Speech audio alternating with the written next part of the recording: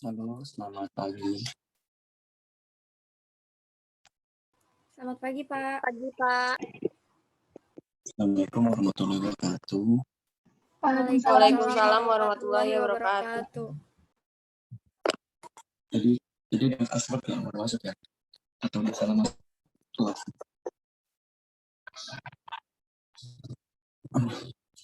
Maaf, pagi-pagi di pertemuan kedua ini ada tiga pertanyaan biar cepat selesai juga. Saya sudah lagi menyelesaikan diskusi ini di semester 2. Jadi sabar-sabar masih menunggu.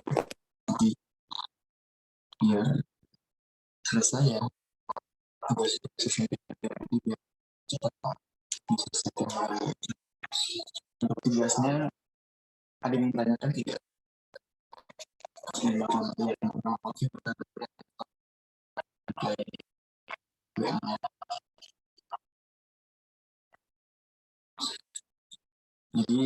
install itu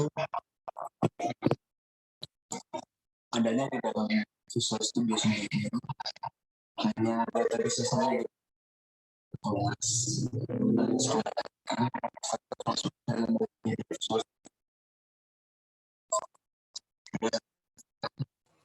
Visual Bapak, maaf, suaranya putus-putus.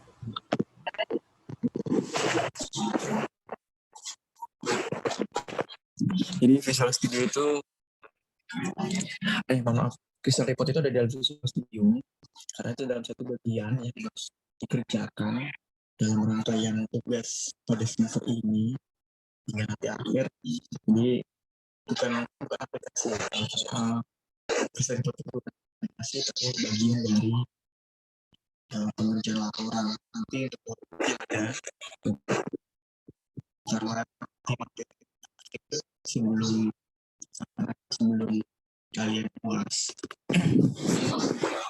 Jadi mohon maaf. Jadi untuk infonya ya dikerjakan dahulu aja semampunya kalian. Nanti untuk biar saya coba bantu tapi lewat melalui materinya saja. Jadi seperti itu. Dengar jelas suara saya. Kedengaran nggak suara saya? Kedengaran, Kedengaran, Pak. putus-putus gitu. Ya. Jadi emang buat Kamalia memang bukan aplikasi Mbak. Jadi kayak semacam inilah sama-sama ujian yang dikerjakan. Jadi kalaupun nanti kalian ketika mengerjakan tugas nanti semacam kayak inilah yang buat seperti Word itulah seperti itu. Jadi tidak lagi seperti apa. Jadi intinya seperti Word di dalam Visual Report itu nanti ada semacam kayak programming ya, codingan sedikit itu seperti itu. Jadi untuk tugasnya apabila masih bingung mengerjakan, tapi sih saya sudah pasti saya yakin karena saya mengerti maksud saya maksud tugas itu karena pertama membuatkan untuk programming dan menggunakan bahasa dengan menggunakan Visual Studio kemudian dikondisikan dengan database itu saja sih intinya. Untuk saya laporan saja mungkin ada yang lain bisa dilakukan lagi dengan tim seperti itu atau juga untuk yang tim lain yang seperti itu silakan kami tanyakan.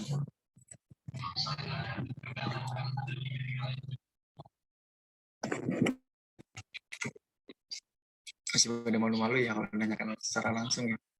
Chat ya.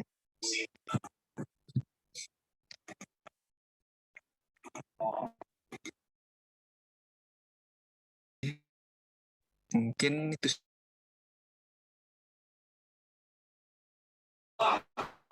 nanti sambil berjalan aja. Di pertemuan ini saya akan membahas tentang sejarah oriented programming yang bagian pertama karena nanti saya buat dua bagian sesuai dengan silabusnya. Yang pertama adalah tentang mengenai kelas, kemudian objek, metode, dan enkapsulasi seperti itu. Jadi ada 4 bagian, tapi saya menjelaskan tentang OP-nya. Mungkin kalian sudah dapat info atau dapat pengetahuan tentang object oriented programming ya, atau PDU lah seperti itu. Jadi di sini adalah aku sebentar dulu tentang object oriented programming itu apa sih sebenarnya. Nah, kalau di dalam bahasa Indonesia artinya pemrograman berbasis ini adalah salah satu cara untuk membuat dalam memecahkan sebuah program dengan menjadi model-model sederhana yang bisa objeknya. Kenapa disebut dengan objek? Karena objeknya ini menjadi model sederhana yang akan dikerjakan untuk menciptakan sebuah algoritma. Jadi sama halnya ketika membuat sebuah visual dan menggunakan programming itu tadi. Nah, memecahkan masalahnya misalkan coba yang sebuah program mengenai akuntansi atau penghitungan atau perkantoran lah seperti itu. Nah, objeknya masyarakat atau di kantor itu misalkan datang tentang akuntansinya misalkan kalau pemrograman untuk penghitungan, pengurangan, pembagian atau apapun, objeknya adalah kantor yang tersebut, kemudian tugas yang dikerjakan adalah sebagai akuntansinya. Nah, ini juga alurnya adalah visualisasi tersebut. Ini adalah satu bagian sebenarnya yang harus bisa dikerjakan. Jika yang tadi seharusnya baru infokan sekarang, bisa sekarang karena ini lebih ke pada koneksi database-nya nanti. Seperti kalau di awal lebih presentasi teorinya saja seperti itu.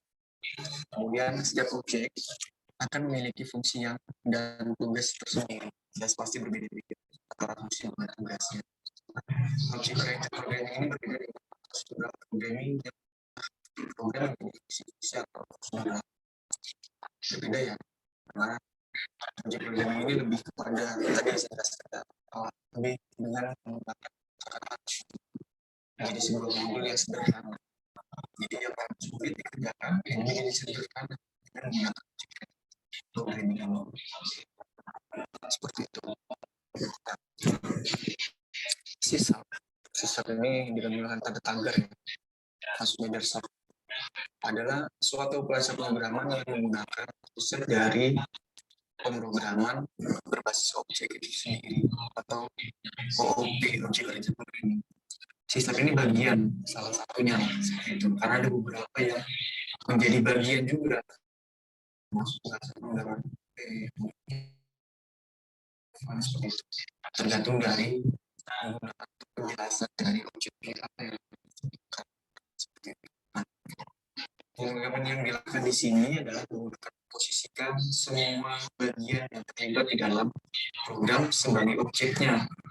Kita posisikan dahulu bagian apa saja yang terlibat di dalam objeknya tersebut. Jadi saya jelaskan tadi misalkan tentang penghitungan seperti itu. Bagian yang terlibat penghitungan apa saja, misalkan ada pembagian, ada penambahan. Nah, baru bisa dikerjakan. Kalau sudah dipetakan, diposisikan, seluruh yang terlibat itu tersebut, itu menjadi sebuah objeknya untuk melakukan sebuah program untuk dapat program tersebut. Maksudnya itu tadi, kita terlibat dalam tersebut. Program ini dapat dibentuk dan dijalankan melalui interaksi objek yang satu dengan objek yang lain. Jadi bisa berkolaborasi antara satu dengan yang lainnya. Interaksinya atau komunikasi dengan lain antara objek satu. Contoh ini interaksi dengan apa misalnya dengan perkantorannya bagaimana. Itu bisa jadi satu bagian yang akan dijalankan dan dibentuk dari interaksi. Ataupun hal yang lain lah, misalkan kampus dengan siswanya interaksinya, objeknya siapa saja yang dilakukan itu yang dikerjakan. Kampus sebagai objeknya, otomatis objeknya adalah mahasiswa tersebut bisa dilakukan. Jadi satu bagian yang terpenting lah seperti itu dalam objek ini. Tapi dalam paradigma objek oriented programming ini, solusi ini dibangun dari satu objek atau yang saling bekerjasama menyelesaikan masalah tersebut. Nah, solusinya adalah dibangun dahulu objeknya atau lebih ya. Tapi satu juga tersebut kerjakan solusinya. untuk menyelesaikan masalahnya. Itu dalam bentuk benda yang nyata ataupun benda yang tidak nyata. Jadi ada bagian bisa tidak nyata, tidak nyata tergantung dari kondisi. Kalian mau jalan lupa seperti itu. Nah, setiap objek ini memiliki nilai yang melekat pada setiap objek tersebut. Nilainya melekat. Misalkan nilai marketing adalah bagian terpenting sebagai nilai objek tersebut. Bagus, value-nya bagus. Nilai ini disebut sebagai properti. Setiap objek ini memiliki kemampuan untuk sesuatu. Jadi objek ini memiliki kemampuan masing-masing. Tadi bisa dikombinasikan atau tersendiri tergantung dari definisi. Biasanya kalau di objek relatif ini lebih kepada kombinasi jarak tersebut dengan bagian tertentu dalam objek tersebut yang menjadikan menjadi satu. Nah, setiap objek ini bisa juga memiliki kemampuan untuk melakukan suatu aksi. Maksudnya melakukan suatu aksi ini adalah dengan menggunakan metode atau metodenya tersebut. Aksi ini yang bisa dilakukan tersebut dengan metodenya. Jadi misalkan apa? Misalkan nanti menggunakan sesuatu dulu, kemudian metodenya apa? Karena tidak menggunakan atau menggunakan bahasa programmer yang lain dengan saja dengan menggunakan metodenya apa? Tergantung dari kondisinya. Karena kemampuan-kemampuannya bahasa programmer itu berbeda-beda. Saya pernah jelaskan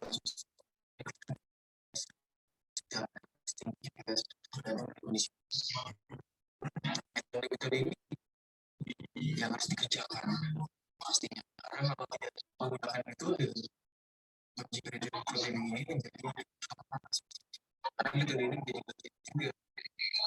Jadi bagian objek programming ini banyak sekali, tapi yang pasti bisa dikerjakan bahasa programmer yang akan kita inginkan seperti itu. Nah, contohnya misalkan sebuah objek bernama sepeda. Ini kan saya isi kantor. Nah, contoh sepeda. Nah, sepeda ini bisa memiliki nilai atau value yang melekat adalah misalkan kita misalkan merek, kemudian harga sepedanya, kemudian jenis sepedanya apa, warnanya apa sepeda tersebut, dan jumlahnya. Ini adalah value-value nilainya. Jadi satu sepeda bisa jadi contohnya misalkan mobil, motor, misalkan harganya berapa, harga jenis motornya apa, dan warna ukuran roda motornya berapa, dan juga pastikan ada berapa dengan kondisinya. Nilai yang dapat inilah yang dikatakan sebagai bagian dari sebuah objek tersebut. Contohnya adalah sepeda. Jadi saya katakan kita akan bilang kamu sudah mahasiswa ini tinggal ada berapa, kemudian dari sekolah mana saja, kemudian apa lagi saja, dan nilai-nilainya tersebut yang melekat, datanya mahasiswa tersebut bagaimana isinya seperti itu. Ini adalah bagian-bagian dari sebuah objek yang dikatakan sebagai pemrograman basis objek atau object oriented programming. Nah, sedangkan aksi yang bisa dilakukan dari sebuah sepeda tersebut, contohnya adalah misalkan berhenti jalan, ganti gigi, salah, dan ngerem. Nah, seperti ini lah, berhenti jalan, ganti gigi, dan tergantung kondisinya. Aksi ini dari misalkan contoh dari di atas pada sebuah sepeda ini adalah lebih cenderung menggunakan kata kecil. Sedangkan properties lebih cenderung kepada kata benda dan kata sifat. Seperti sudah kita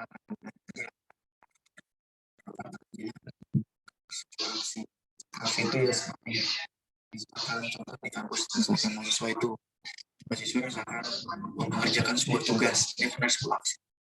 Kemudian ada tugas apa saja, tugas 1, 2, 3, 4, atau UTS atau UAS, itu bagian dari sebuah tugas. Banyak hal lain, tergantung dari kondisinya. Jadi masing-masing objek berbeda atau tidak memiliki sebuah kesamaan, pasti berbeda-beda antara A dengan B dengan C. Jadi ini bagian programming tidak jadi bagian yang tidak bisa otomatis. Programming itu adalah satu bagian yang akan dilakukan untuk menjadi sebuah program yang akan menjadi nilainya. Misalkan nanti kalian sebuah tugas nanti kampus misalnya, nah nilai value nya masih dari sebuah objek. Jadi masing-masing program itu pasti nilai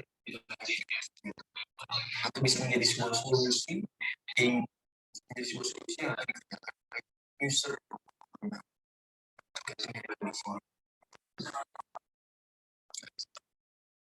Konsep dasar dari programming ini dari OP atau objek ini dikenakan silakan.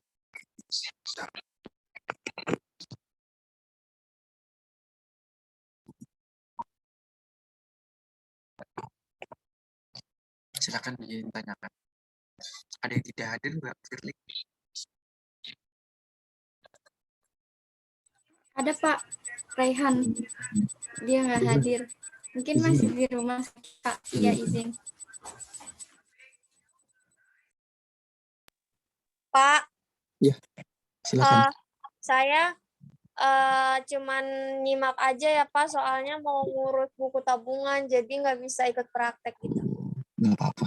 Karena itu juga praktek. Ini lebih ke teori sih. Nanti prakteknya paling minggu depan Mbak. Iya Pak. Oke, silakan yang tanyakan mengenai ini.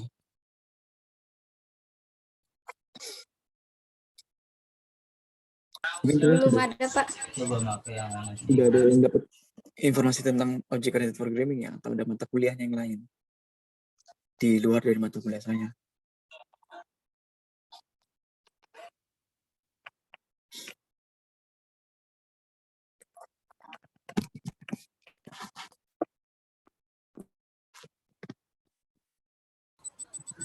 Udah ada Pak di semester 1 kemarin, PBO. Iya. Menjelaskan sedikit saja karena kalau PBO kan lebih detail ya. Nah, saya juga jelaskan lagi tentang kelas. Nah, kelas kan kalau menurut kalian adalah sebuah kelas ya. Sebenarnya sama. Kelas di sini adalah bagiannya juga. Kelas ini seperti kayak apa ya? Seperti kayak pohon cemara lah, misalnya seperti itu. Jadi ada bagian-bagiannya seperti itulah. Kelas ini kan lebih kepada pohon yang lebih pada pohon, contohnya seperti pohon cemara lah, seperti itulah. Nah, kelas di sini adalah sebuah tipe data yang mendefinisikan sebuah perangkat yang bentuknya variabel dan metodenya. Karena apa? Untuk sebuah objek ini perlu dideklarasikan dahulu. Jadi saya jelaskan, sebuah pohon cemara pasti kan ada tangkainya, kemudian tangkainya ini akan berpecah lagi kemana, seperti itu. Apakah bagian kiri atau bagian kanan atau ke bawahnya, seperti itu.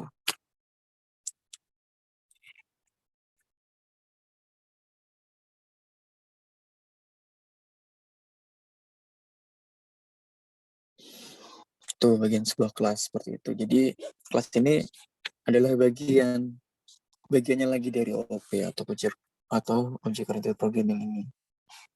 Nah, tapi lebih kepada pendefinisian dari variabel maupun metodenya, tidak untuk hal yang lain. Kalau nanti kasih jelaskan lagi nih metodenya lagi berbeda lagi seperti itu. Karena kelas ini lebih untuk pendeklarasiannya saja.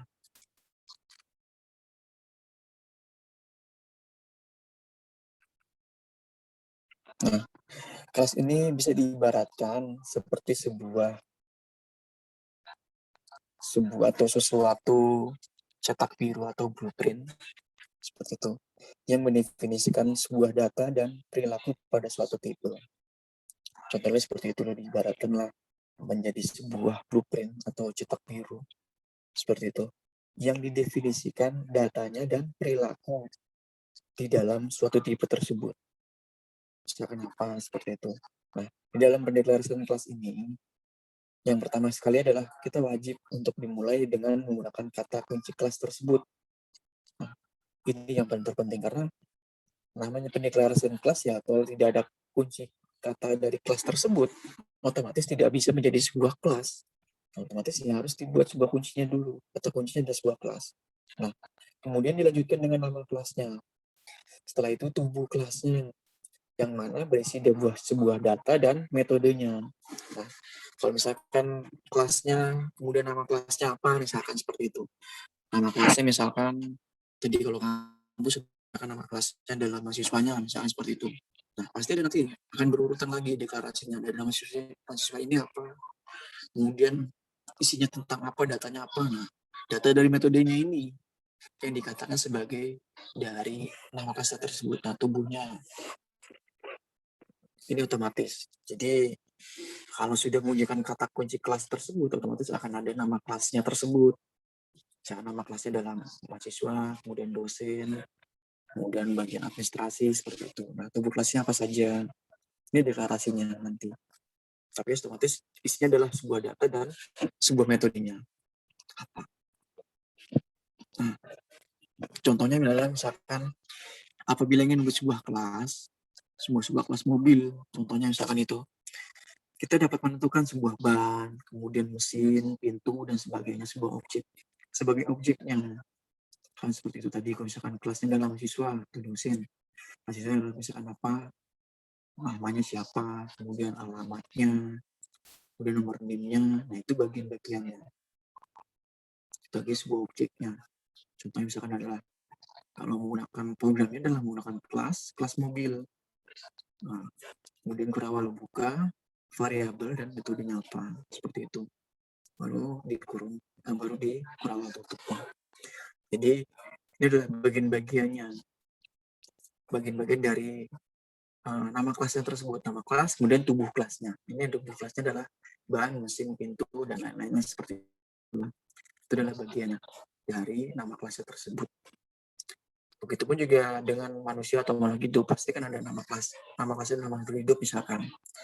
Ada apa, hewan, manusia atau apapun di situ. Nah, nanti kan turun lagi seperti itu. Ini bagian-bagiannya. Silakan mungkin yang tanyakan mengenai kelas.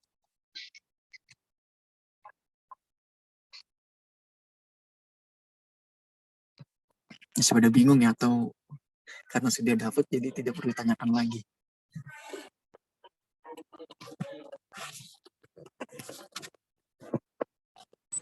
Nggak apa-apa Pak, mengulang lagi yang di semester 1. Sudah sih di semester 1 udah lebih banyak informasinya, karena kan lebih detail ya mengenai OOP-nya. Kalau di mata kuliah ini kan hanya 2 kali pertemuan saja tentang OOP-nya, bagian-bagiannya saja sih terpenting dalam Visual Studio. Karena sudah dapat ya, otomatis saya juga pasti hanya mengulasnya saja lah, seperti itu. Nah, selanjutnya adalah tentang objek. Objek di sini kalian pasti tahu lah objeknya apa, seperti apa, bagaimana, seperti itu. Nah, objek di sini adalah setiap objek mempunyai sebuah karakteristik tersendiri.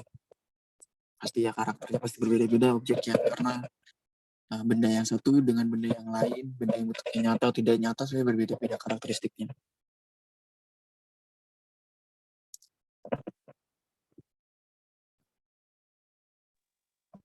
Nah, seperti halnya seorang manusia yang dibedakan menurut sifat, usia, jenis kelamin, dan sebagainya. Manusia ini kan pasti memiliki sifat yang berbeda-beda. Ada usianya juga berbeda-beda, jenis kelaminnya juga berbeda-beda, dan sebagainya. Nah, karena sebuah objek memiliki kumpulan nilai tersendiri yang membedakannya dengan objek yang lain. Jadi, nilainya berbeda. Objek yang satu dengan objek yang lain. Nilainya berbeda juga. Atau value-nya berbeda juga. Jadi, manusia saja memiliki penilaian nilai tersendiri. Apalagi benda atau apapun seperti itu. Pasti memiliki perbedaan tersendiri.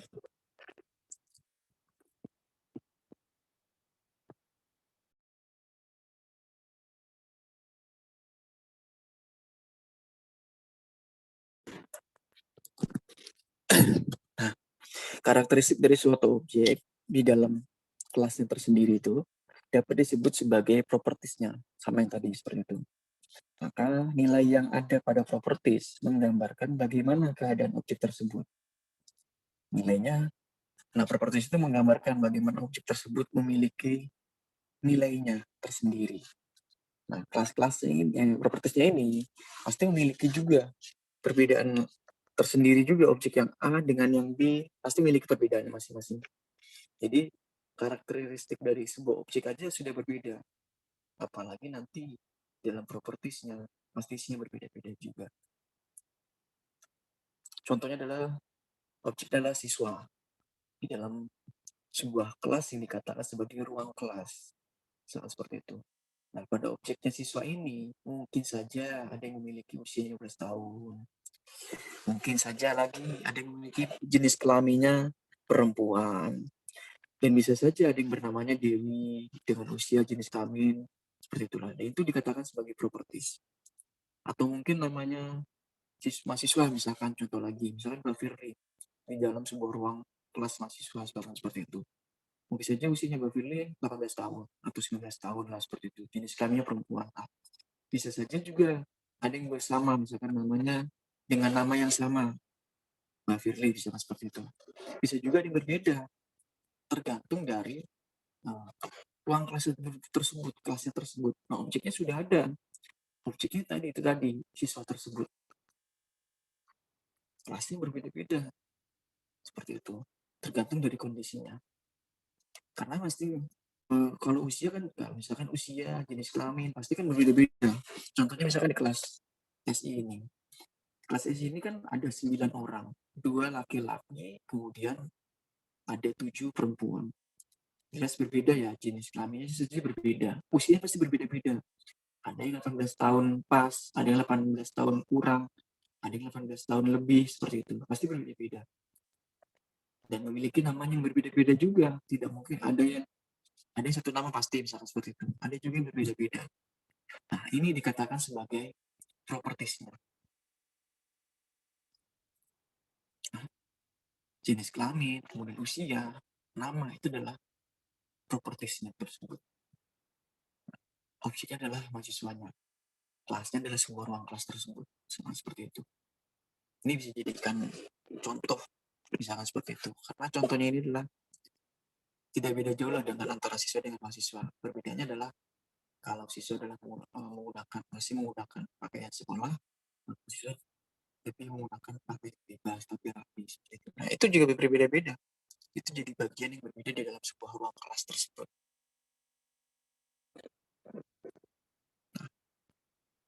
Objek juga tidak selalu mewakili karakteristik. Objek karena tidak selalu, tidak semua, bahkan karena namanya tidak selalu kan tidak jarang lah seperti itu lah, seperti itu dikatakanlah mewakili sebuah karakteristik. Contohnya misalkan adalah objek media dapat mewakili teks, gambar, musik dan sebagainya. Ini media, objek media. Teks, gambar atau visual seperti itu. Musiknya. Kedua adalah objek data. Nah, objek data di sini bisa mewakili nama usernya, kemudian passwordnya, alamat, alamat emailnya seperti itu dan sebagainya. Jadi karena tidak selalu mewakili karakteristik, pasti berbeda-beda lagi. Karena kan setiap objek ini memiliki perbedaannya masing-masing. Contoh misalkan objek media tadi, misalkan teks, tidak semua koran atau majalah seperti itu, atau media sosial tidak menggunakan teks. Pasti ada juga menggunakan gambar. Ada juga yang menggunakan musik seperti itu untuk memberitahu informasinya. Oh, ternyata ini objek medianya. Lebih orang menggunakan teks, pasti otomatis dia rajin menulisnya. Lah, menggunakan gambar, pasti dia jago untuk desain visualnya, desainnya seperti itu. Nah, musik ini pasti orang yang lebih mengerti tentang musiknya. Nanti mewakili, nah ini contohnya mewakili seperti itu objek medianya. Begitupun juga objek data, dengan menggunakan nama user. Nama usernya pasti berbeda-beda. Passwordnya pun juga pasti berbeda-beda. Tidak mungkin satu password untuk semuanya. pasti berbeda-beda. Alamatnya pun juga berbeda-beda. Alamat dari user tersebut menggunakan alamat email, tidak mungkin sama seperti itu, pasti berbeda-beda. Karena tidak selalu mewakili dari karakteristik tersebut. Pasti kan memiliki perbedaannya masing-masing. Silakan mungkin tanyakan mengenai objek. Silakan.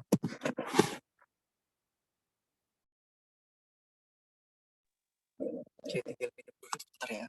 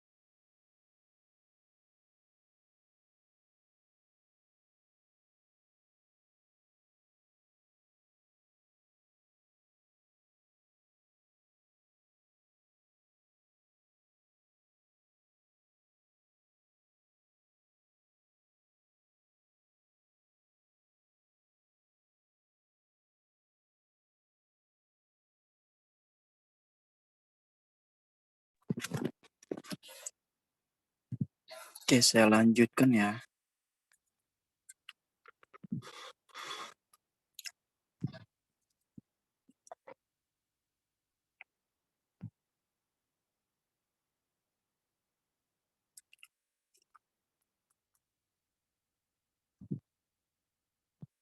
Oke, ada yang tanyakan tidak mengenai kelas di atas atau dengan objek? Silakan ingin tanyakan.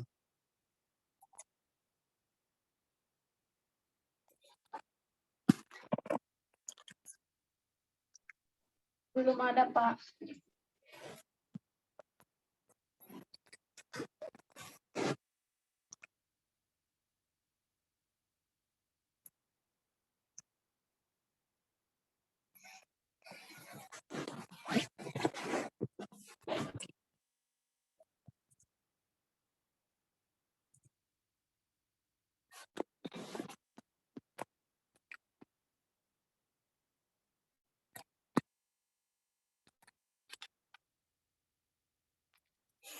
Jadi kelas objek ini adalah satu bagian yang akan dipakai di dalam object-oriented programming. Sebelum saya lanjut kepada metode.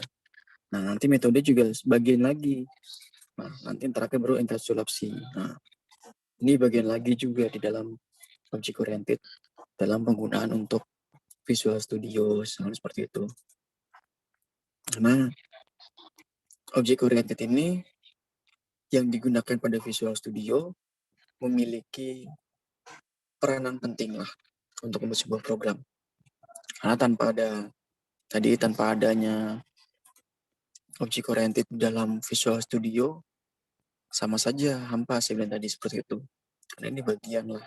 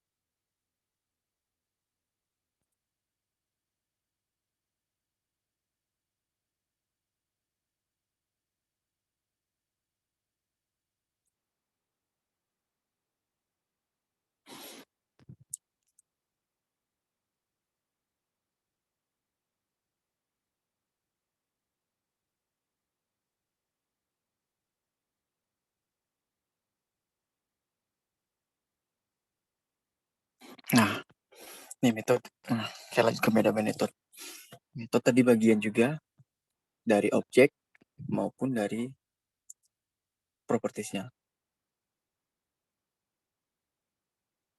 Nah, metode ini di dalam sebuah kelas untuk menunjukkan sebuah aksi yang dapat dilakukan oleh objek tersebut.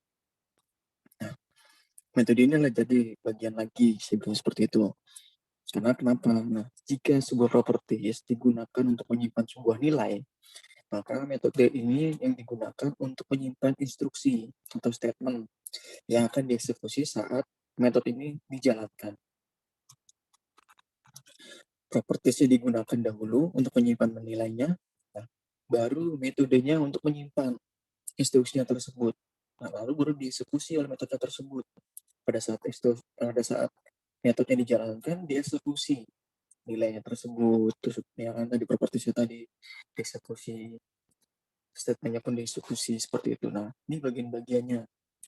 Sebenarnya ini sudah kalian dapatkan semester lalu ya, masih nggak beda jauh lah seperti itu. Nah, kemudian sebuah kelas dapat memiliki satu atau lebih metode atau tidak memiliki metode sama sekali, tergantung dari kondisinya tadi seperti itu.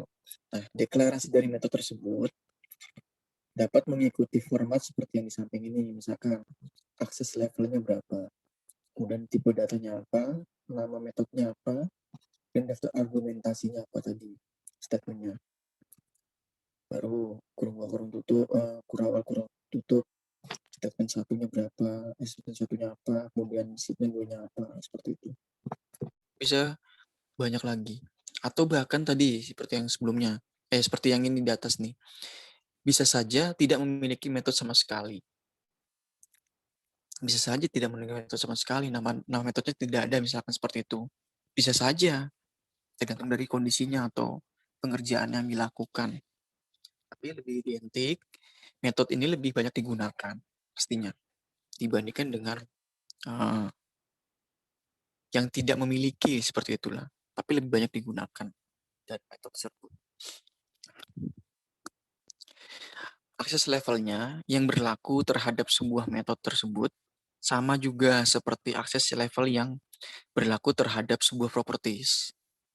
Akses levelnya tadi seperti itu. Nah, akses levelnya ini metodenya pasti sama seperti akses level yang berlaku terhadap sebuah propertiesnya. Tadi misalkan propertiesnya bagaimana dilakukan pada saat pengeksekusian tadi, untuk menyimpan nilai kah atau apa seperti itu. Nah, nanti akan muncul propertiesnya tersebut. Nah, tipe datanya yang bisa digunakan untuk sebuah metode tersebut merupakan tipe data yang sama dan dapat digunakan terhadap propertiesnya. Jadi saling sinkronisasi antara tipe data yang sama dengan data yang akan digunakan terhadap propertiesnya. Jadi ini bagian.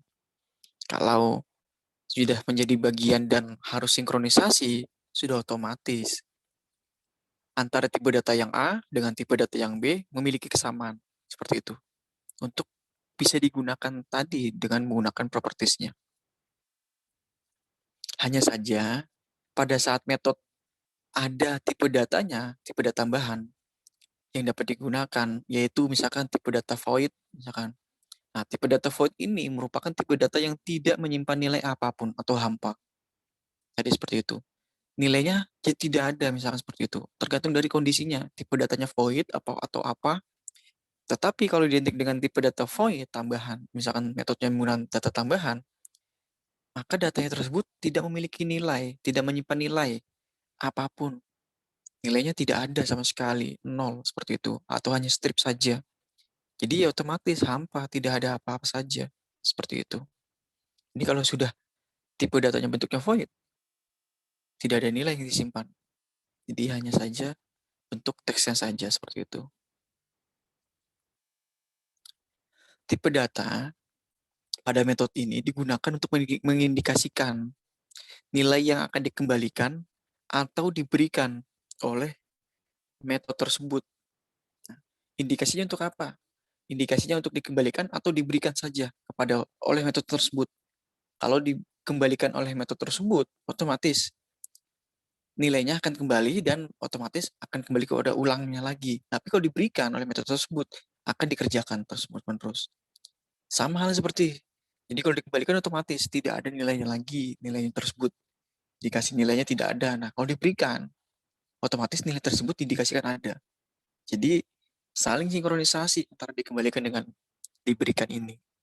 Jadi, bahasanya memang agak sedikit mirip memang. Nah, tapi ini bagian sebuah kata kerjanya. Karena tadi saya jelaskan di awal tadi, lebih banyak menggunakan kata kerja di dalam sebuah OOP ini.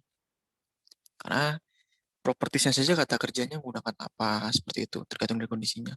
Nah, jika tipe datanya bentuknya void, ya kan tadi, maka metode tersebut tidak perlu mengembalikan nilai apapun, karena bentuknya void, tidak ada nilainya. Jadi sudah tidak perlu mengembalikan nilai tersebut, karena nilainya tidak ada tadi, seperti itu. Nah, jika tipe datanya bukan void, maka sebuah metode tersebut akan mengembalikan sebuah nilainya. Akan dikembalikan sebuah nilainya kalau bentuknya bukan void. Bentuknya void tidak bisa dikembalikan. Oleh karena itu, metode tersebut akan mengembalikan sebuah nilai. Maka di dalam implementasi, metode tersebut harus ada statement return yang untuk mengembalikan nilai sesuai tipe data dari metode tersebut. Nah, metode tersebut bagaimana akan mengembalikan nilainya? Itu tadi, dengan menggunakan implementasi tadi. Dengan menggunakan statement return tersebut. Nah, baru bisa dikembalikan nilai tersebut sesuai dengan tipe data dari metodenya tersebut. Jadi tergantung dari kondisinya tadi. Nah, daftar argumen adalah merupakan sebuah input yang akan digunakan dari metode tersebut. Daftar argumen tadi seperti itu yang tadi di atas ya contohnya. Inputnya tersebut dideklarasikan dahulu dalam bentuk variabel yang bisa digunakan di dalam metode tersebut. Deklarasikan dulu, baru bentuk nilai variabelnya. Apabila bisa, baru bisa digunakan oleh metode tersebut. Kalau sudah dideklarasikan. Tapi kalau belum dideklarasikan, input datanya tersebut, itu tadi, seperti yang tadi saya bilang, hampa, tidak ada nilai-nilainya apa yang dilakukan. Kalau tidak ada variabelnya, ya percuma ke dalam metodenya, tidak akan bisa digunakan. Nah, daftar dari argumen tersebut bersifat opsional. Boleh ada, boleh tidak ada, opsional. Jadi antara boleh ada dan tidak ada ini tergantung dari kondisinya tadi, argumennya. Kalau argumennya ada, maka boleh ada. Maka ada tersebut. Tapi kalau tidak ada argumennya, otomatis tidak ada juga. Seperti itu. Argumennya ini opsional, tidak mengharuskan lah di dalam metodenya ini tersebut untuk inputnya. Jadi bentuknya lebih ke fleksibilitasnya tadi. Nah, contohnya misalkan di samping adalah contoh dengan menggunakan metode di dalam sebuah kelas. Misalkan seperti itu. Kelasnya tentang apa? Tentang kelas segitiga. Kurawal buka, public double. Kita berikan dahulu public double dari hitung sebuah luas. Double-nya apa? Misalkan alas, kemudian double tinggi. Kurawal buka lagi, kemudian double luasnya itu disebut untuk apa? Misalkan sama dengan alas dikalikan tinggi. Misalkan seperti itu. Return luasnya untuk membuat sebuah nilainya adalah menggunakan dengan kata alas dikalikan tinggi, baru return luasnya tersebut bisa terbukti bahwa nilai tersebut ada, tidak void lah, seperti itu.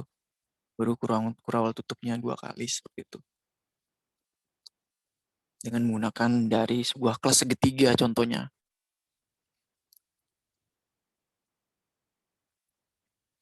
Nah, pada contoh di atas, dideklarasikan dahulu sebuah metodenya dengan menggunakan nama dari hitung luas. Hitung luas. Hitung luasnya adalah menggunakan alas dikalikan tinggi tadi, seperti itu contohnya. Nah, metode ini memiliki akses dengan level publik, yang berarti bisa diakses oleh objek atau kelas lain. Levelnya publik umum ya, seperti itu. Bisa diakses oleh objek atau kelas yang lain. Nah, metode ini juga memiliki tipe data dari double, yang berarti metode ini akan menghasilkan maupun dan mengembalikan sebuah nilai yang bertipe double. Tadi contohnya seperti di atas. Contohnya double ya, public double hitung luas. Nah, karena tipe datanya double tadi, otomatis akan menghasilkan nilai yang double dan mengembalikan nilai yang double juga. Karena tipenya double tadi. Seperti itu. Nah, oleh karena itu, tipe metode ini bukan void. Berarti kan dia bentuknya void ya. Maka dalam metode ini harus ada statement return-nya. Tadi yang di atas ya. Statement return-nya ini. Return dari luasnya. Karena di sini sebutnya luas, otomatis return-nya dulu diberitahu. Luas, seperti itu. Nah, ini yang akan digunakan untuk mengembalikan nilai yang bertipe double tadi. Dikembalikan. Tipe data double-nya tadi dikembalikan. Tidak ada, berarti hanya return luasnya saja. Walaupun di sini tulisan double, tapi kalau sudah ditentukan return-nya tersebut, double ini tidak berfungsi. Seperti itu. Karena ada statement return-nya dulu, baru bisa dikatakan, bisa digunakan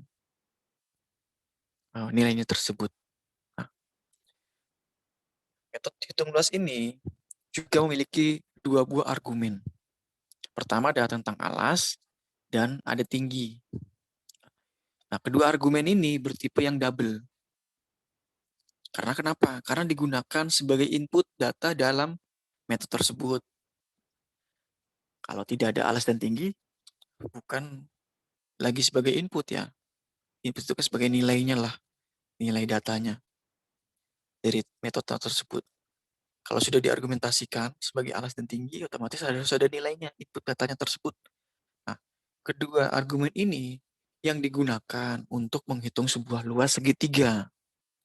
Oh, ternyata luas segitiga itu adalah alas dikalikan tinggi, seperti itu. Ini yang akan dideklarasikan oleh argumen tersebut.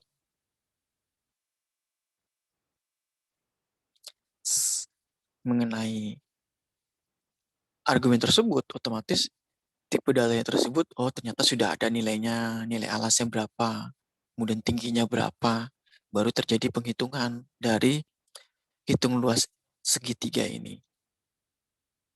Silakan mungkin yang tanyakan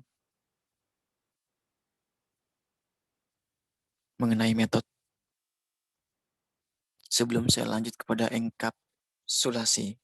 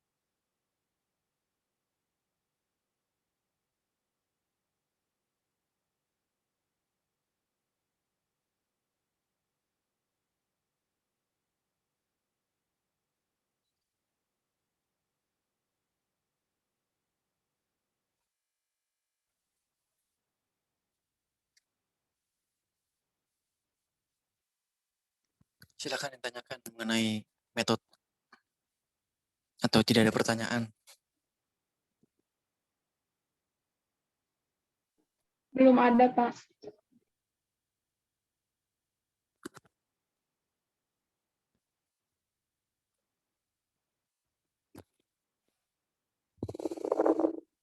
Oke, saya lanjut pada encapsulation atau enkapsulasi. Kalau dari gambarnya adalah tentu bentuknya kapsul seperti itu, karena bahasanya dari enkapsulit tersebut, enkapsulasi. Nah, di dalam bahasa pemrograman dalam bahasa pemrograman, enkapsulasi ini adalah berarti membungkus. Nah, bukan hanya membungkus, akan tetapi juga melindungi apa yang ada di dalamnya. Contohnya dari tadi, saya jelaskan. Bentuknya kapsul, otomatis kan di dalamnya adalah obatnya. Bukan hanya membungkus saja, tetapi melindungi obatnya tersebut untuk memberikan kesembuhan kepada orang yang atau user meminum obatnya tersebut. Ya, seperti itu tadi. Sama halnya di dalam bahasa pemrograman. Kalau sudah dibungkus dengan enkapsulasi tersebut, bukan berarti tidak dibungkus saja, tapi juga untuk melindungi apa yang di dalamnya.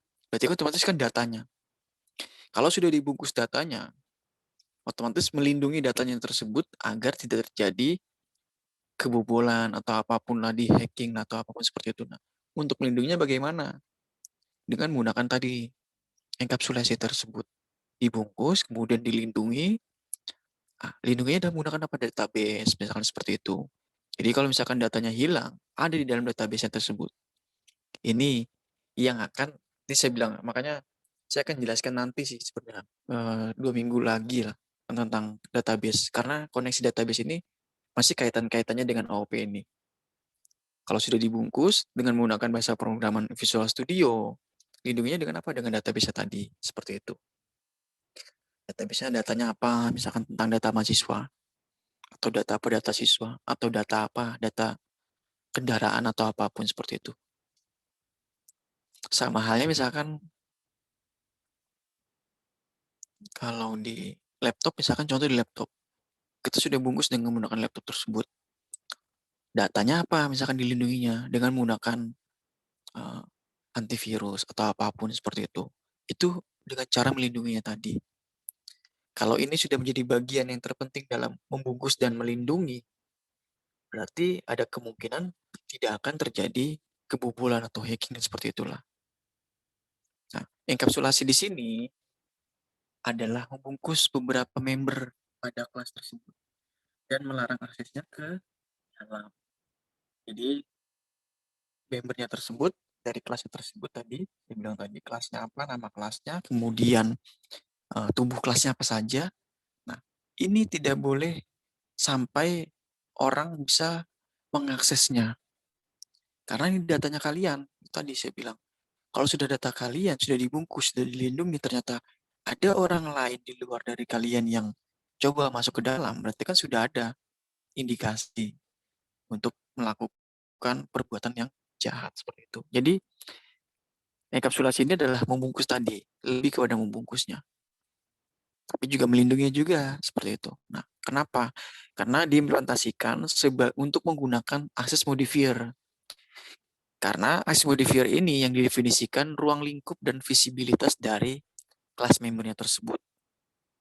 Jadi implementasinya adalah menggunakan akses modifier.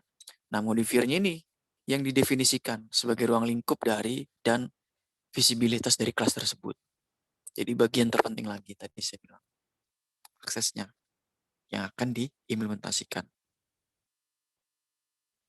Nah, contohnya apabila menggunakan visual system tadi, mendukung beberapa akses modifier. Contohnya adalah public, kemudian privat, dan protected, kemudian internal, kemudian protect internal seperti itu.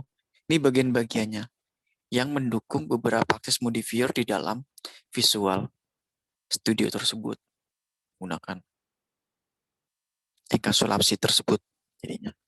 Nah, saya coba jelaskan satu persatu karena ada 5. Saya coba jelaskan satu persatu. Itu pertama tentang akses modifier dari public. Nah, kenapa? Karena public ini kan lebih kepada umum ya. Jadi membuat sebuah kelas member ini dapat diakses dari luar juga. Namanya saja public umum. Otomatis bisa diakses dari luar. Dari luar kalian misalkan seperti itu. Nah, beda lagi dengan akses modifier privat. Kenapa? Karena hanya bisa dapat diakses di dalam kelasnya saja. Hanya kita tahu saja seperti itu. Orang lain tidak perlu tahu. Hanya kita saja yang tahu. Jadi seperti itu. Kenapa disebutnya privat? Ya, otomatis pribadi, seperti lebih kepada pribadi. Ini di dalam akses modifier privat. Kemudian akses modifier protect adalah kelas yang hanya diakses oleh anggota kelas tersebut atau kelas yang berasal dari kelas tersebut. Diproteksi otomatis, sama hal dengan privat. Hampir sama dengan privat lah, seperti itu. Hanya bisa diakses oleh anggota kelasnya tersebut. Itu pun juga harus berasal dari kelasnya tersebut. Berarti kan otomatis tidak boleh orang lain yang tahu atau publik tahu. Dan akses modifier internal. Kenapa? Modifier internal. Jadi kelasnya hanya bisa diakses dengan kode apapun asal pada assembly yang sama. Kelasnya bisa diakses oleh kode tersebut. Assembly-nya harus yang sama. Kalau assembly-nya tidak sama, internal, otomatis tidak bisa digunakan lagi. Ya. Dan satu lagi, protect internal. Mohon maaf, tidak saya masukkan. Protect internal ini lebih kepada aksesnya tersebut bisa digunakan oleh anggota tersebut dengan memproteksikan yang ada di dalam kelasnya tersebut. Lebih kepada proteksi internal saja. Sebenarnya ini modifier protect dengan internal ini masih satu bagian lah. Di bagian dengan menggunakan protect internal tadi. Aksesnya bisa diproteksi oleh anggota tersebut dan hanya dari akses tersebut atau orang tersebut yang bisa mengaksesnya saja. Masih dalam ruang lingkup yang sama seperti itu. Contohnya misalkan menggunakan enkapsulasi. Contohnya misalkan ingin membuat sebuah program bank yang sederhana dengan menggunakan object oriented dan enkapsulasi. Misalkan contohnya adalah kita ingin membuat sebuah sistem dengan namespace-nya adalah IDC sharp, IDC, ID, dengan menggunakan public kelasnya apa, sebagai tabungan contohnya, karena bank ya tadi, public kelasnya adalah tabungan. Kemudian kita private double saldonya dari angka 0. Kita publikasikan dari void tersebut untuk menabung, misalkan, mengambil, misalkan seperti itu. Nah, hampir-hampir sama antara menabung dengan mengambil. Bedanya adalah menabung adalah dari diri kita, kalau mengambil juga sebenarnya dari diri kita, tapi melalui ATMK atau apapun lah jenis pembayaran apapun lah seperti itu. Nabung adalah lebih kepada saldo plus sama dengan N. Nah, berbeda dengan mengambil. Saldonya dikurangin sama dengan dari N tersebut. Perbedaannya, kalau saldo kan lebih kepada menabung lebih kepada menambahkan saldo, sedangkan mengambil kepada lebih mengurangi saldonya. Lalu kita publikasikan dari double tersebut dari saldonya. Oh, ternyata hanya menampilkan saldonya saja. Ini yang dikatakan sebagai informasi dari bank tersebut mengenai saldo yang kita tabung maupun yang kita ambil. Jadi akan muncul seperti ini. Kemudian publik dari kelas tersebut adalah bentuknya void main. Misalkan stringnya apa, nah, seperti itu. Nah, tabungan dari bank tersebut misalkan new tabungan, misalkan seperti itu.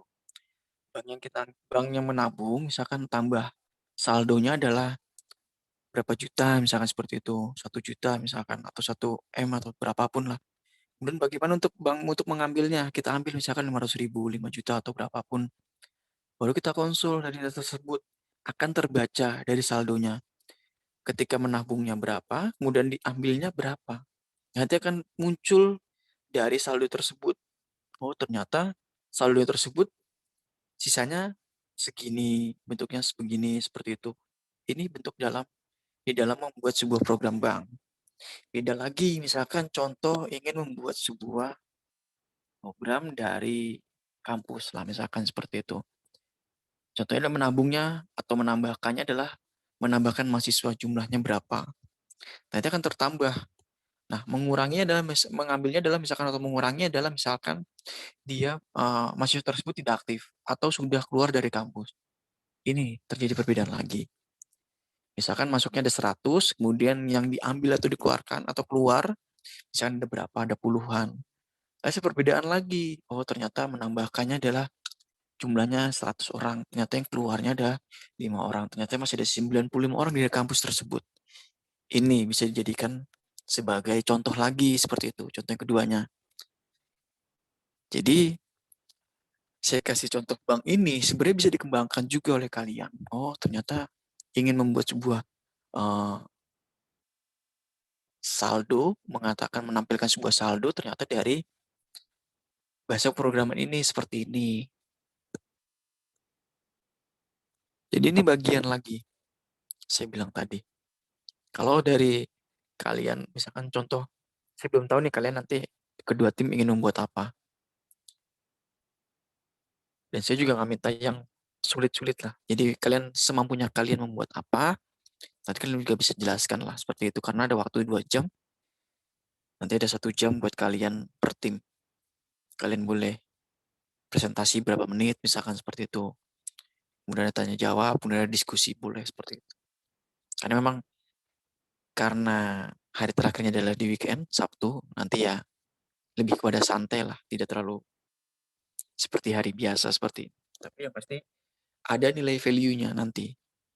Karena nanti ujian UASnya pun jadi saya juga tidak akan memberikan yang sulit, pastinya semampunya kalian kerjakan, tapi nanti akan berdampak pada nilai kalian juga. Saya menjadikan contoh yang ada di program bank ini adalah bisa kalian kerjakan. Sebenarnya bisa kalian kerjakan atau kembangkan lah. Atau mungkin bisa dimodifikasi. Jadi tidak harus menabung dan mengambil saja Pak, misalkan seperti itu. Bisa juga untuk kreditnya seperti itu. Oh bisa, tergantung dari kondisinya. Oke, Oke, saya lanjut ya. Nah, pada program yang di atas tersebut, dengan menggunakan enkapsulasi ini adalah menyembunyikan saldonya agar tidak bisa dipanggil dari luar kelas. Jadi saldonya pun hanya kita saja yang tahu. Orang atau user apapun seperti itu yang di luar dari kelas tidak akan muncul seperti itu, hanya kita saja yang bisa melihatnya. Oke. Mengenai materi hari ini ada yang tanyakan silakan, mungkin ada tugasnya silakan juga.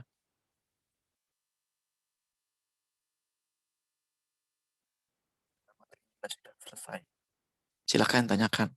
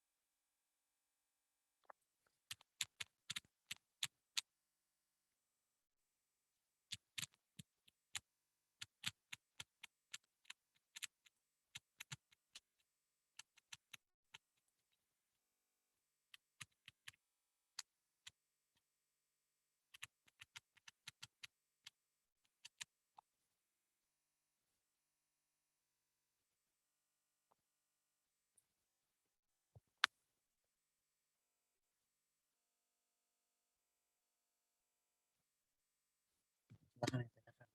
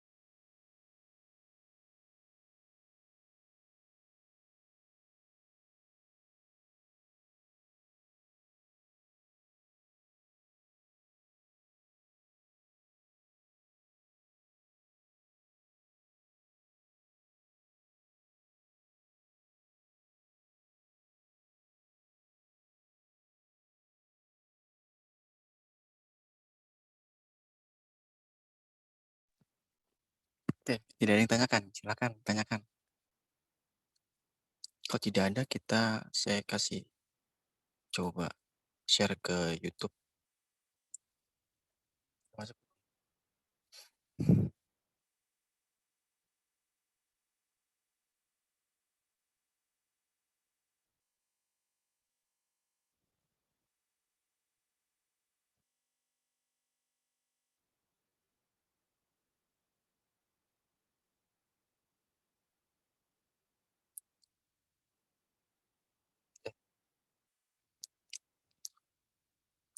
Sudah terlihat ya?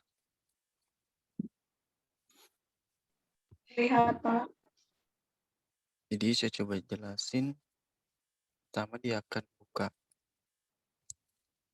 database-nya dahulu pastinya. Saya coba jelaskan.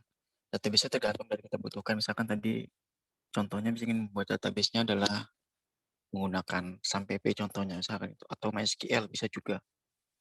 Jadi kita panggil dahulu untuk SAMPP-nya. Misalkan contoh di sini adalah SAMPP. Nah, setelah klik,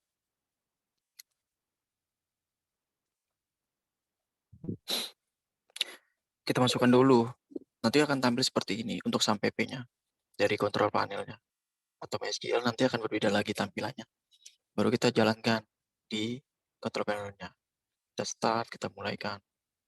Dia akan jalan. Dan kita start juga, dia akan jalan juga sebagai admin. Nah, Apache dan SQL pasti akan nyambung juga ya. Dengan SAMPP. Baru kita buka ke mesin pencariannya untuk apa. Kita masukkan localhost-nya dari SAMPP.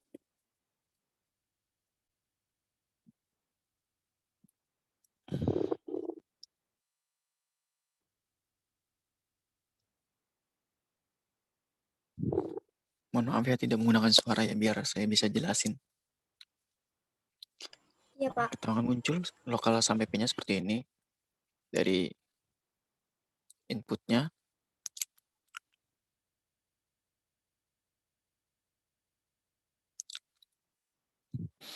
ke PHP admin-nya, kemudian baru kita masuk kepada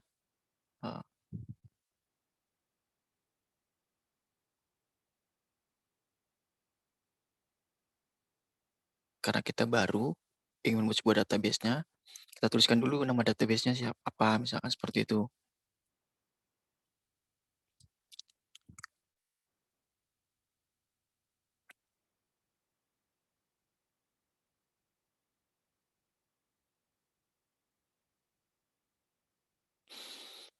Kemudian kita pilih dari review yang kita buat tadi, nama database-nya apa, dia akan muncul pilihannya, ada beberapa pilihan. Lalu kita masukkan adalah menggunakan nama kelas, nama dari kelasnya tersebut. Misalkan apa? Misalkan data. Kolomnya ada berapa? Misalkan ada 2 atau 3 atau 4, misalkan lebih.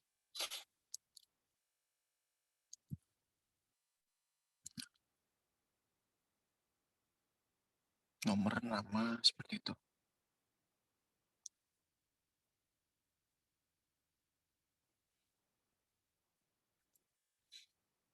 Kita masukkan nilai panjangnya berapa. Dan lebih 30 karakter tulisannya. Nah, primary ini sini sebagai kuncinya, nomornya ini. Sudah.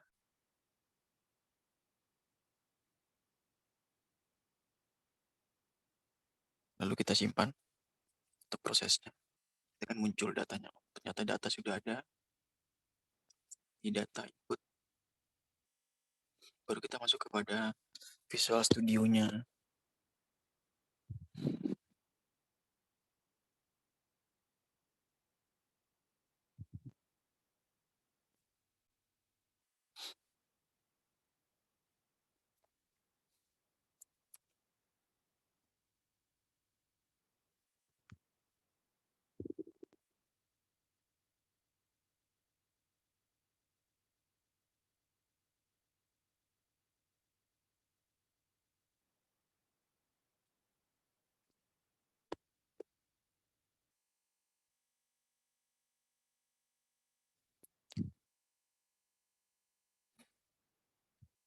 kita masukkan. Ini untuk koneksinya ya, koneksi ke database ya.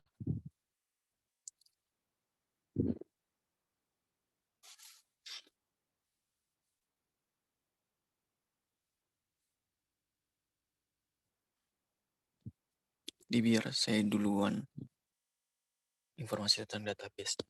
Walaupun nanti 2 minggu lagi baru ada teorinya.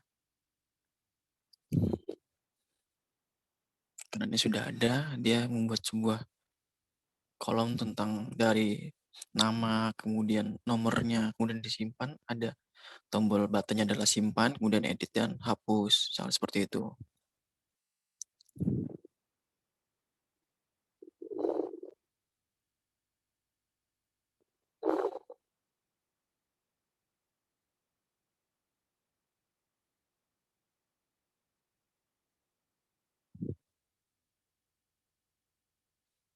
ODBC connection-nya sudah terhubung ke database. Ya, ada pilihannya ya, Mbak. Mas.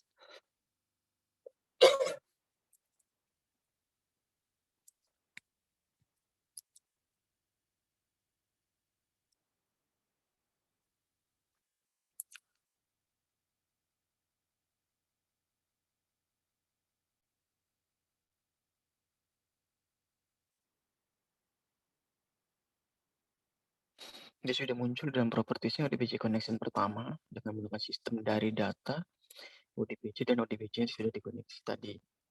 Dengan koneksi stringnya berapa, seperti itu. Apakah taruhkan di localhost atau apa, seperti itu. Nah, nanti akan ada koneksinya. Oh, di add connection.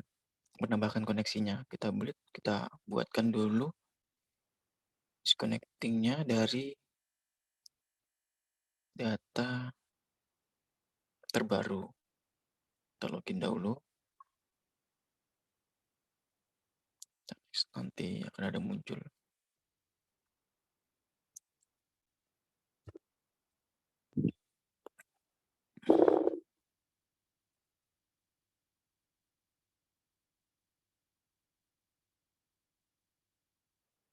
Baru kita finishkan. Oh, ternyata sudah koneksi. Nah, ini disebut sebagai SQL konektornya atau DBC lah. Seperti itu.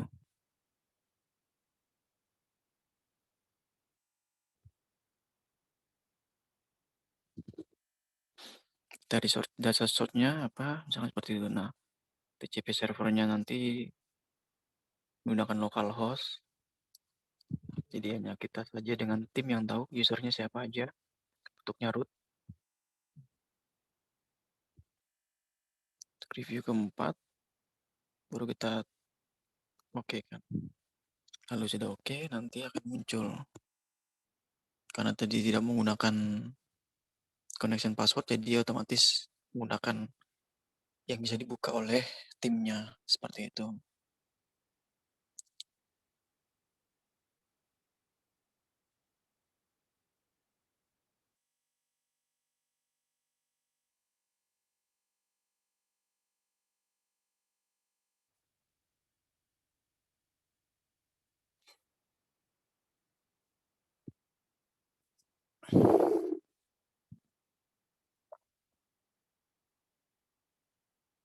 Padahal hanya button simpan, hapus dengan edit, tapi otomatis hanya sedikit, tapi koneksinya ini yang banyak untuk localhost-nya.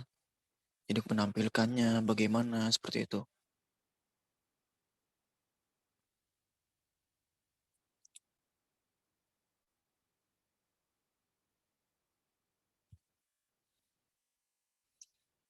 Dari form pertama saja sudah banyak, ada publiknya sudah ada 5 untuk connection. Connection, kemudian ada adapter, ada dataset, ada data comment. Data reader nih minggu lalu sudah saya jelaskan sedikit-sedikit lah ya mengenai connection seperti itu.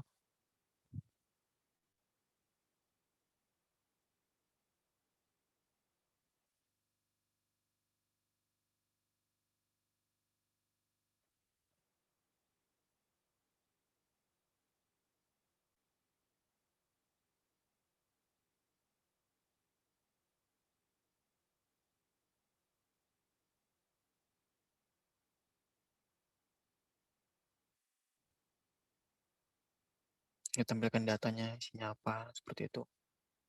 Nanti akan muncul ketika diklik misalkan namanya apa, akan menampilkan datanya dari datasetnya tersebut.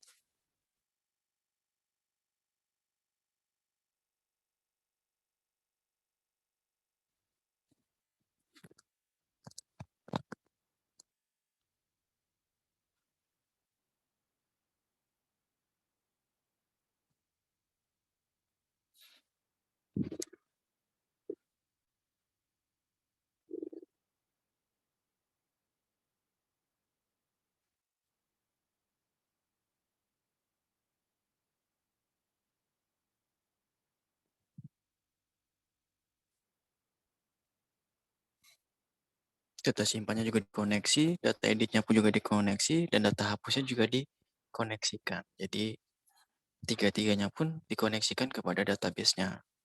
Tergantung misalkan untuk apa. Kalau misalkan untuk simpan adalah untuk insert, sedangkan untuk edit adalah menggunakan update-nya berapa, update-nya kenapa, seperti itu. Dan untuk hapus adalah menggunakan delete-nya, seperti itu. Dari data input-nya.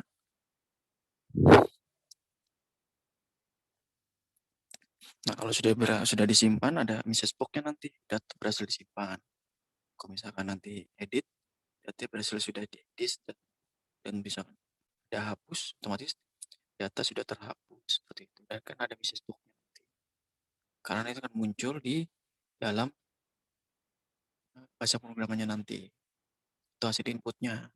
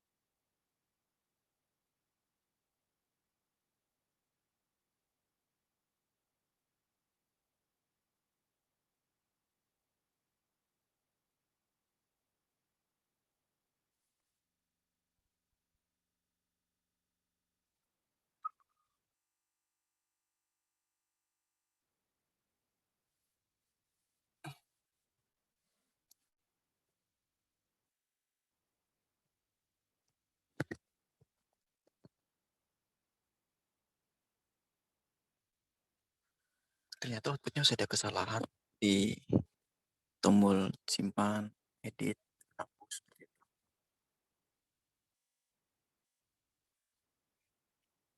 Nah, data sudah berhasil dihapus.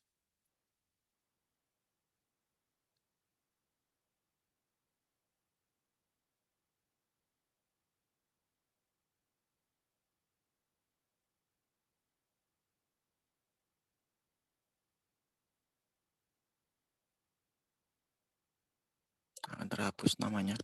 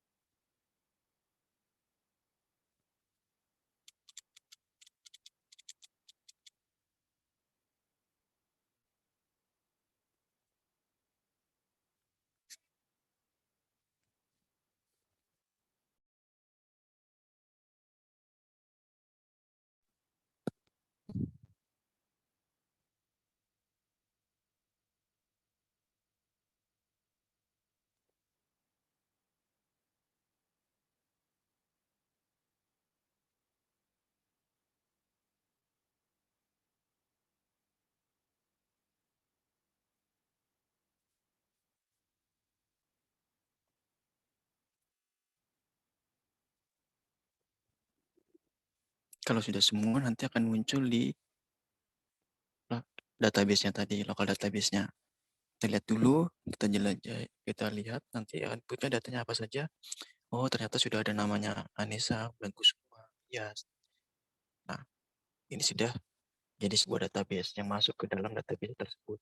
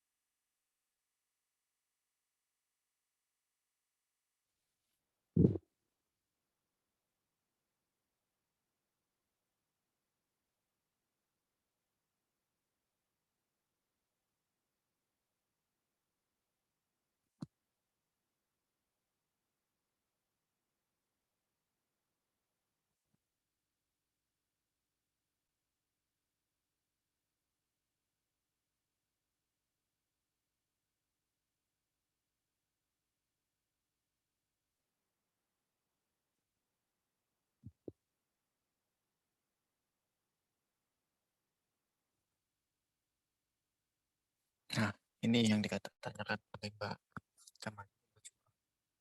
Projectnya.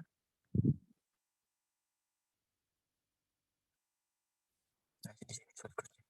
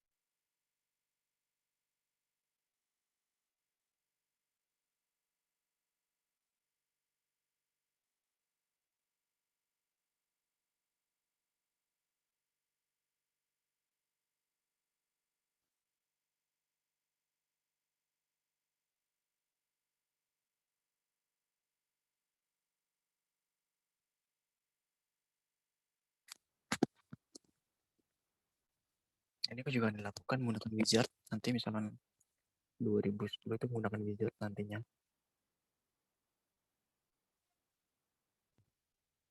Tanya terdahulu.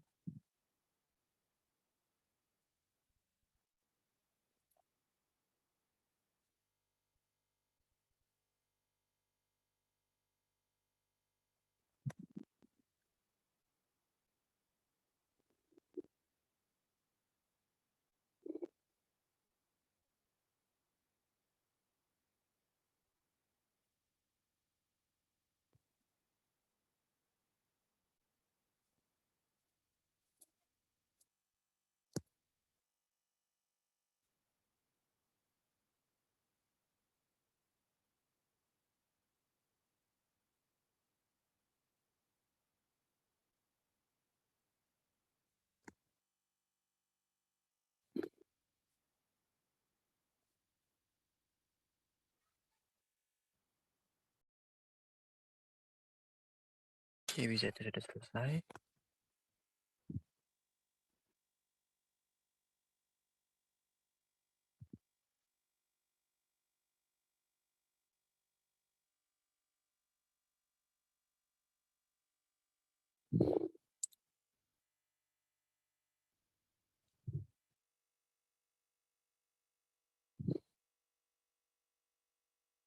Nah, sudah tercopy di dalam datanya, di dalam control panel.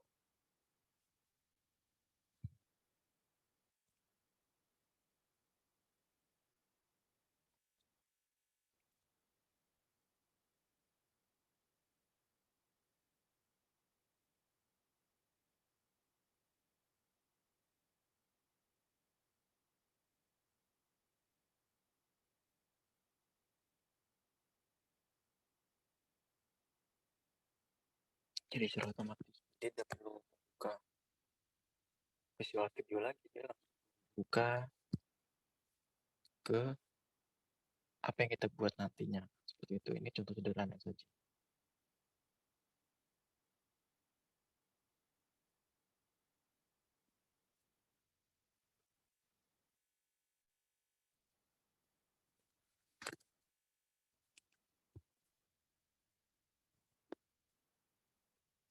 Oke, mungkin yang ditanyakan mengenai ini saya coba carikan contoh sederhana biar kalian bisa belajar pelan-pelan juga. Bapak boleh Silakan minta mungkin linknya ditanyakan. nggak?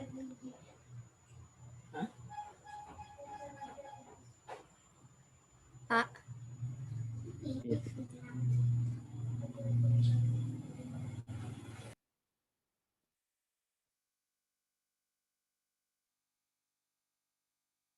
Silakan tanyakan.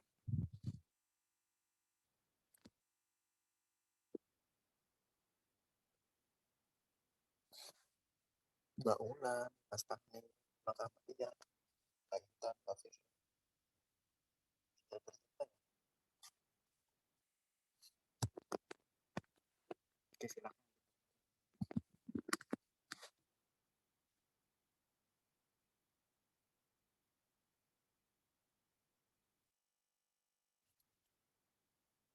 Boleh.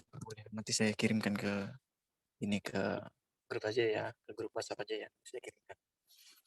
Jadi saya juga yang ditanyakan sama Mbak Kamalia, sebenarnya saya juga banyak belajar juga sebenarnya. Karena saya sudah jelaskan ke awal, ketika zaman saya pun berbeda dengan zaman kalian pastinya. Pastikan walaupun sama-sama menggunakan visual, tapi bahasanya pun berbeda. Nah, makanya saya coba gali lagi mengenai Visual Studio, ternyata kok seperti ini. Jadi memang belajar itu memang tidak harus. Saya mengakui juga, saya masih punya kekurangan dengan kalian mengenai mata kuliah ini. Tapi saya coba belajar, coba menggali apa yang saya punya. Jadi sewaktu-waktu akan ditanyakan kalian, saya juga akan belajar juga dari situ. Nanti coba saya kirimkan ke WhatsApp kalian, WhatsApp grup ya. Oke, mungkin tanyakan, silakan. Sebelum saya tutup dan saya akhiri, silakan.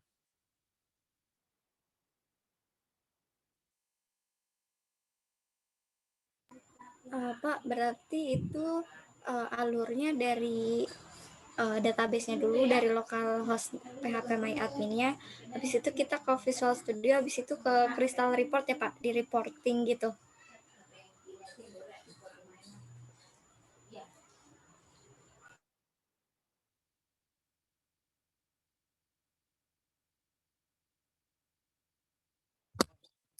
Kan ingin membuat apa? Misalkan ingin membuat tadi contohnya kan sederhana sekali ya.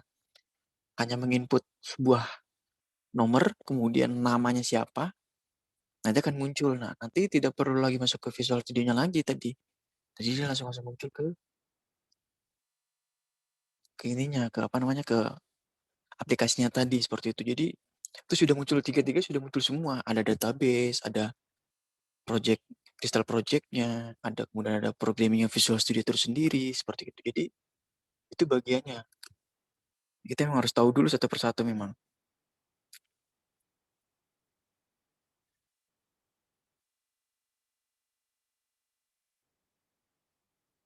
Oke, mungkin itu saja dari saya untuk hari ini. Tapi saya coba share ke kalian biar sama-sama kita belajar juga. Mungkin itu saja dari saya. Mohon maaf apabila banyak salah, banyak perkataan, salah dalam tingkah laku. Saya mohon maaf yang sebesar-besarnya. Selamat siang. Assalamualaikum warahmatullahi wabarakatuh. Waalaikumsalam warahmatullahi wabarakatuh. Terima kasih, Pak. Ya, sama-sama, Mbak.